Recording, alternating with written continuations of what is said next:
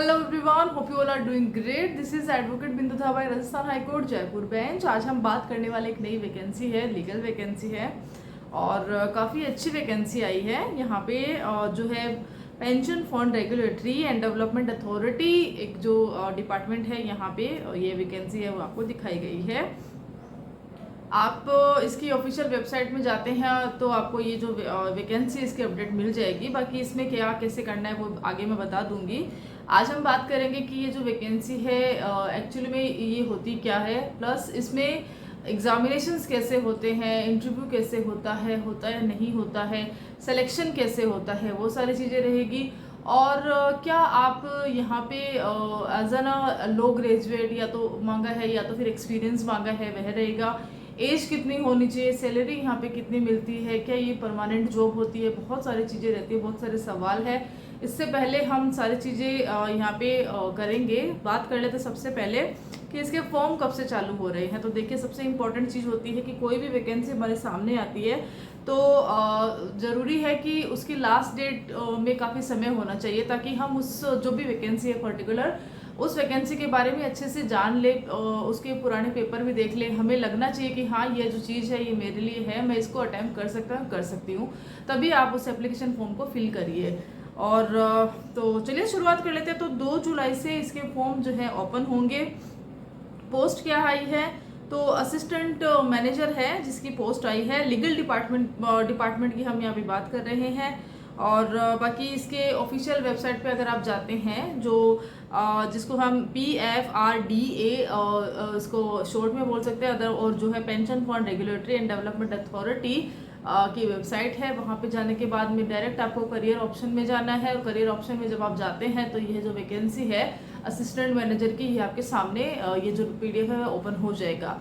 अब जब ये ओपन होता है तो इसमें काफ़ी सारे डिटेलिंग में चीज़ें बता रखी है, काफ़ी बड़ा PDF होता है। मैं यहाँ पे कोशिश करूँगी कि आपको कुछ मिनटों में आपको जो ये चीज़ है वह क्लियर कर दूँ कि ये एग्जामिनेशन से आपके लिए है नहीं है, आप दे सकते हैं नहीं दे सकते हैं। ठीक है, तो बात कर लेते हैं एग्ज़ाम की। तो एग्ज़ाम कैसे होते हैं, तो एग्ज़ाम 3 स्टेजेस में होंगे, स्टेज 1, स्टेज 2 और इंटरव्यू होता है। और इसमें यस यहाँ पर ये बता रखा है कि जैसे आप स्टेज 1 आपके कॉल लेटर होते हैं वह स्टेज 1 के आते हैं, तो आपको स्टेज 1 करना होता है। और उसके बाद में ऐसा नहीं कि पहला कॉल लेटर ही चलेगा, दोबारा आपको जब मेंस में अगर आप आते हैं, आप क्लियर करते हैं फर्स्ट, फिर आप मेन में आते हैं और मेन के लिए आपका कॉल लेटर आपको करना है। और मेंस क्लियर करने के बाद में सिलेक्शन बॉडी जो है उनको लगता है कि हाँ, यहाँ पर जो पर्टिकुलर जो जितने एप्लीकेशन फॉर्म्स आते हैं उसके आधार पे आपका जो भी कट ऑफ रहता है उसके अकॉर्डिंगली आपको इंटरव्यू के में यहाँ पे बुलाया जाता है। और उनका एक इंटरव्यू का एक पैनल होता है, वो अपने हिसाब से अपना इंटरव्यू कंडक्ट करवाते हैं। कैसे होता है, क्या होता है, उसके बारे में अगर आप चाहते हैं तो आप कमेंट कर सकते हैं, मैं आपके लिए वीडियो बना सकती हूँ। फिलहाल आप बात कर लेते हैं इसके अदर जो है जानकारी के बारे में।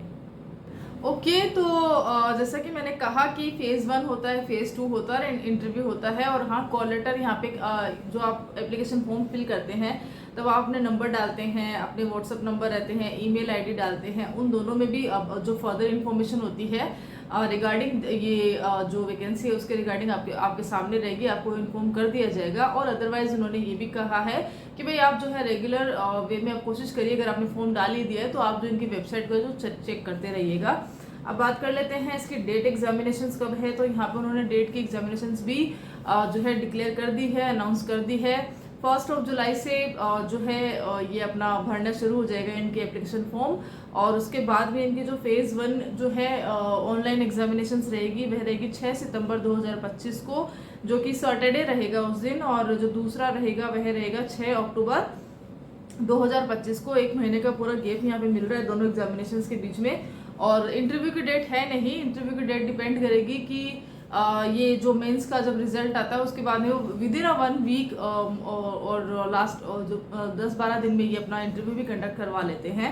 तो लंबा टाइम नहीं लगेगा। 6 अक्टूबर अगर इन्होंने एग्जामिनेशन डेट दी है तो ये 15 से 20 अक्टूबर के बीच में इंटरव्यू भी यहाँ पे कंडक्ट करवा लेंगे।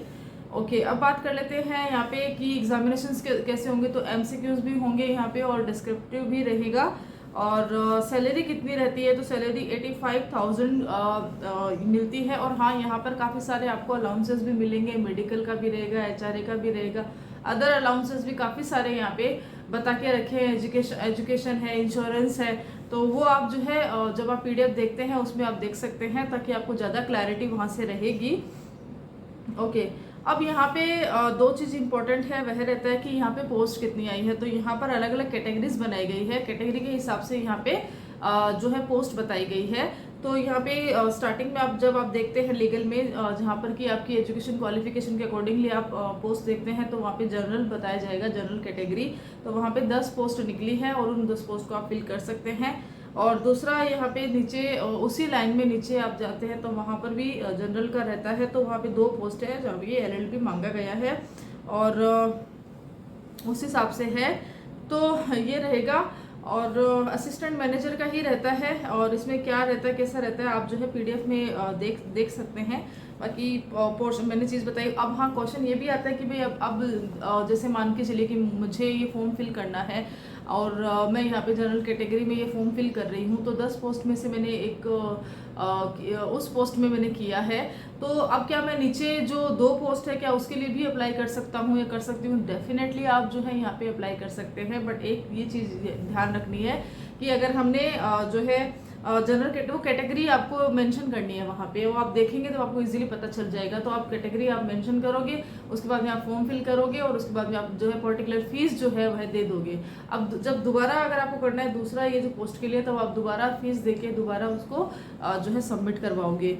तो ऐसा रहता है, 2 बार करना रहता है, एक बार में आप दोनों पोस्ट को मेंशन नहीं कर सकते हो, ये इंपॉर्टेंट चीज़ है। ठीक है, एज की बात कर लेते हैं। तो एज यहाँ पे बताई गई है मैक्सिमम आपकी 30 साल मैक्सिमम होनी चाहिए। तो एज का काफ़ी है, क्योंकि 30 साल लास्ट बता दी है। एग्ज़ाम सिलेक्शंस कैसे होता है, एग्जामिनेशंस कैसे होता है, क्या यहाँ पे नेगेटिव मार्किंग रहती है या तो फिर सब कैसे होता है, उस पर भी थोड़ी सी और बात कर लेते हैं। ओके, अब बात कर लेते हैं इसके एग्जामिनेशंस की। तो एग्जामिनेशंस का इसका सिलेबस क्या रहता है? तो पूरा सिलेबस तो जैसे देखिए, मान के पेपर 1 है, पेपर 2 है, तो पेपर 1 जो रहता है MCQs वो सबके लिए सेम रहेगा। जैसे मान के चलिए कि ये जो डिपार्टमेंट है, यहाँ पे इस डिपार्टमेंट ने बहुत सारी वेरियस यहाँ पे वैकेंसीज अनाउंस करी है। अब क्योंकि हम यहाँ पे लीगल डिपार्टमेंट को जो है यहाँ पे शेयर करते हैं कि लीगल डिपार्टमेंट में क्या वैकेंसी आई है, उसके अकॉर्डिंगली हमें यहाँ पे जो है लॉ का सिलेबस ही हम चेक करते हैं। और जो हमारा फर्स्ट पेपर रहता है वह पूरा वही रहता है जो बाकी अदर जो पोस्ट है, अदर जो वैकेंसीज है, अलग अलग डिपार्टमेंट में अलग अलग स्टडीज़ सब्जेक्ट मांगे हैं, अलग अलग एजुकेशन क्वालिफिकेशन मांगी है, सबके लिए सेम रहने वाला है। तो सेम क्या रहता है, इसमें इंग्लिश रहती है, जनरल अवेयरनेस रहती है, एप्टीट्यूड रहता है और रीजनिंग रहती है। और अगर आपने देखा होगा तो अभी NCLT के एग्जामिनेशंस भी गई थी, सेबी के एग्जामिनेशंस में भी यही होता है, IBPS SO का एग्जामिनेशन होता है वहाँ पर भी रहता है। और अगर आप बैंकिंग के लीगल ऑफिसर्स के अगर आप एग्जामिनेशन देते हैं तो आपको ये जो चीज़ें रहती है ना, तो ये आपको लगभग सेम मिल जाएगी कि भाई जनरल अवेयरनेस है, एप्टीट्यूड है, रीजनिंग है। तो अगर आपकी ये इच्छा रहती है, आप कहीं ना कहीं आप ये ड्रीम देख रहे हैं कि भाई मुझे जुडिशरी नहीं करना है या वकालत नहीं करनी है, मुझे इस तरह की प्राइवेट जॉब या गवर्नमेंट जॉब में जाना है, तो आप जो है इन पर अपनी पकड़ बना सकते हैं। आप लॉ के अलावा ये रीजनिंग का रहता है, एप्टीट्यूड का रहता है, इंग्लिश का रहता है, ये सारी चीज़ों पे अपनी पकड़ बना सकते हैं। तो जैसे ही कभी ये फॉर्म्स आते हैं तो यहाँ पर आपकी जो श्योरिटी रह जाती है ना कि सिलेक्शन होने की, वह बहुत अच्छी हो जाती है। अपॉर्चुनिटी के रूप में आप जो है यहाँ पे देख सकते हैं। बाकी पेपर 2 जो रहता है जनरल स्ट्रीम, डिस्क्रिप्टिव रहता है, चॉइस रहती है यहाँ पे आपको बताई जाएगी। ठीक है, कि लाइक ऐसे लिखना होता है तो आपको चॉइस रहती है, काफ़ी सारे टॉपिक आपके सामने रख दिए जाएंगे, तो उसमें रहेगा। बाकी मार्क्स इसी में से आते हैं और 2 घंटे का रहता है आपका प्री एग्जामिनेशंस, और इसमें भी ऐसे टाइम बता के रखा है। और बाकी इंग्लिश का ऐसे भी यहाँ पे बता के रखा है। और बात करते हैं फ़ीस की, तो फ़ीस कितनी यहाँ पर आपको देनी होती है, तो फ़ीस आपकी 1000 रुपये यहाँ पे फ़ीस बताई गई है। और अलग अलग फ़ीस है, जैसे कि मैंने बोला था कि अगर 2 फॉर्म फिल करने तो 2 अलग अलग फ़ीस देनी पड़ेगी। और अगर आप वुमन है तो आपको यहाँ पे कोई फ़ीस नहीं देनी है। यस, अगर आप एक महिला अभ्यर्थी है, महिला उम्मीदवार है, तो आपको यहाँ पे फ्री ऑफ कॉस्ट आप जो है ये एग्जामिनेशंस के ये जो एप्लीकेशन फॉर्म है ये फिल कर सकते हैं। अच्छा, इंटरव्यू के बाद में आपको यहाँ पर एक जो है क्या रहता है, तो 1 साल का आपका प्रोबेशन रहता है। और उसके बाद में आपकी पोस्टिंग कहाँ होती है, तो ऑल ओवर इंडिया में आपको यहाँ पोस्टिंग दे दी जाएगी।